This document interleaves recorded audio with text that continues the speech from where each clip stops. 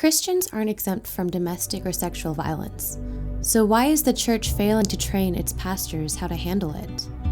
We Will Speak Out, IMA World Health, and Sojourners commissioned a LifeWay survey of 1,000 pastors about sexual and domestic violence. And while they discovered that churches are making progress, pastors still feel ill-equipped to handle their congregation's needs.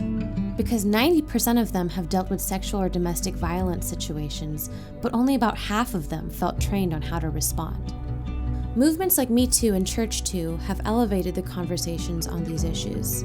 Of pastors who are familiar with Me Too, 62% say their congregation has more empathy for victims, and from 2014 to 2018, we've seen an almost 20% increase in regular preaching about sexual and domestic violence.